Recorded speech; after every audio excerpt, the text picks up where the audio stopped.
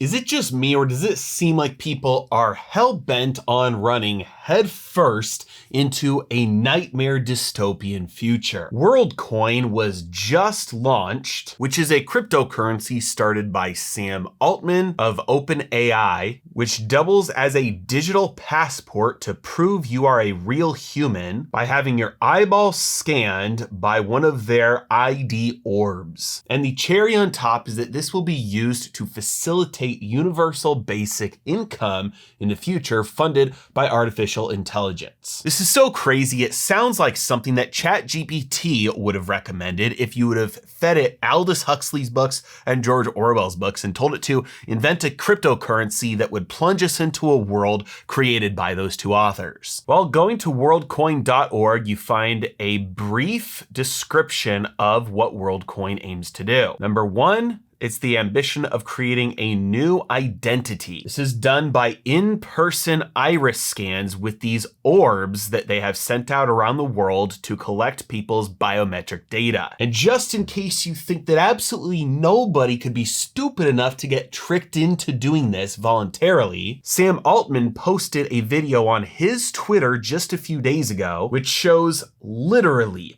lines of people for blocks. And this is happening all around the world, people lining up in droves to get their eyeballs scanned voluntarily. This biometric data then gets stored on the blockchain as a way to verify that you are a real person and not a bot or an AI pretending to be you. It also serves as an ID marker so that if this is ever used to facilitate universal basic income, stimulus payments, anything else that a government may want to know information about who you are specifically and track you personally, they'll be able to know exactly who is who. They also state that Worldcoin is a financial network owned by everyone. But first, a word from today's sponsor, I Trust Capital. Investors today face all sorts of new and unique risks. Invest in stocks and risk a stock market crash. Invest in bonds and watch the value of those bonds drop as interest rates rise. Keep your money in cash and watch inflation eat away your purchasing power. Invest in crypto and watch frauds like Sam Bankman-Fried steal all your money. This has many investors looking to alternative stores of value like gold and Bitcoin. The problem with this is that most investors are not able to access gold and Bitcoin. This is because most people have most of their assets tied up in their retirement accounts. And most retirement accounts do not allow you access to things like gold or silver or Bitcoin. This is where I Trust Capital comes in. I Trust Capital allows you to open up a new retirement account or even transfer an existing retirement account. Then you can purchase alternative stores of value with your retirement like gold, silver, and Bitcoin. In days like this where fraudulent platforms like FTX are collapsing and traditional banks like Silicon Valley Bank are failing from bank runs, I Trust Capital is still going strong because they do things the right way. You own your assets there. Your assets are always held off balance sheet and your accounts are never commingled with theirs. They partner with industry leaders like Kitco for their precious metals. And they're straightforward about how they keep your assets separate and safe. And if you use my link in the description below, you will get $100 worth of Bitcoin just for signing up. Now, this is interesting and it reminds me of that quote in the movie The Incredibles where he says, I'm trying to give everybody superpowers because in a world where everybody is super,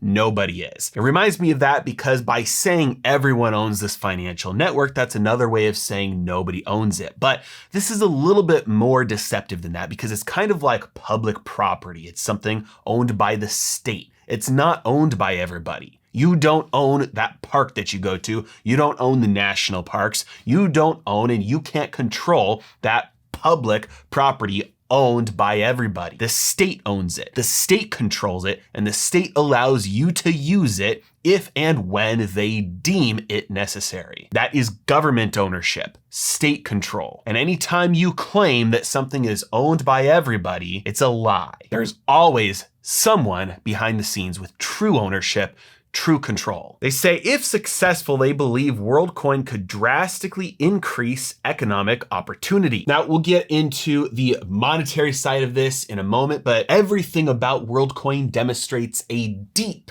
misunderstanding, a backwards misunderstanding of the way that money and economies function. They say it could scale a reliable solution for distinguishing humans from AI online while preserving privacy. Now, I'll be the first to admit, I don't understand the technology well enough to see how you can reliably say that this is a human and that is an AI bot while at the same time preserving privacy. It seems to me like those must be at odds with each other, because either I have access to be able to see who you are to prove that you're a human, or you have privacy and I can't see that. I'm not really sure how you can have both of those things at the same time.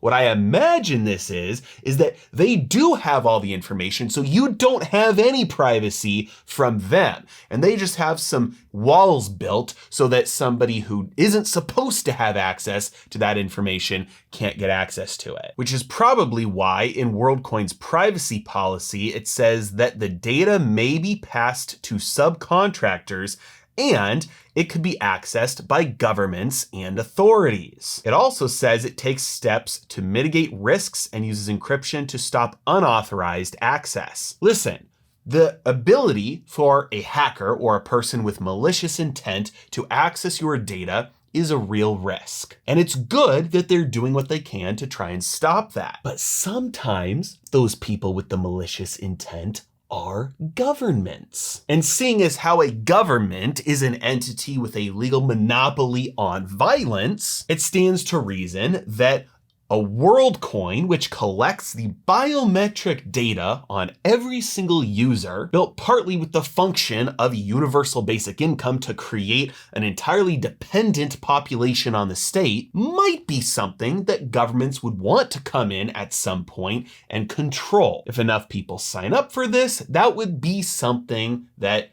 a government, any government with any malicious intent, might want to use for themselves. By the way, guys, I'm going to be speaking at the Stock Pulse Silver Symposium about the history and future of sound money. It's in Las Vegas from September 29th through October 1st. There's going to be a ton of other great speakers there. There are going to be plenty of opportunities for us to do meet and greet, hang out, get some drinks together. I'd love to meet you there.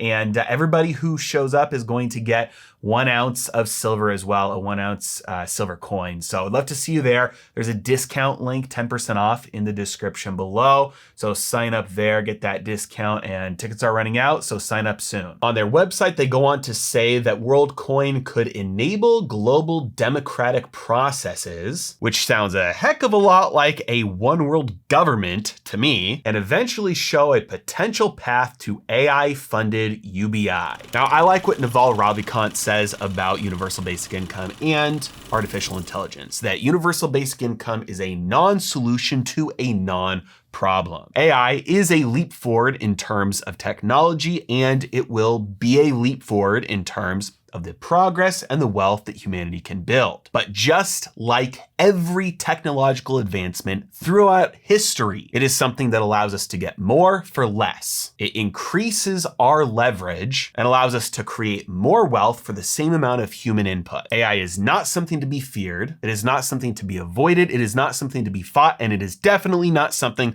to try and regulate away. And posing universal basic income as the solution to this is stoking unnecessary fear and pushing people towards a solution that will create a citizenry of slaves, nations that are absolutely dependent on the state. Instead of being free, sovereign individuals who are responsible and capable to produce for themselves, you create a people who are at all times left with zero choice but to do exactly whatever the state forces them to do, because their survival is reliant and dependent on the state. That's what universal basic income does. UBI should be feared. It is not a solution to AI, which is not something that should be feared. Yet, as a Reuters article points out, this is not dissuading people from signing up for Worldcoin, but instead they are joining because of things like being intrigued or just for fun. And in an ironic twist, this individual who said he was taking part declined to give his full name for privacy reasons. What?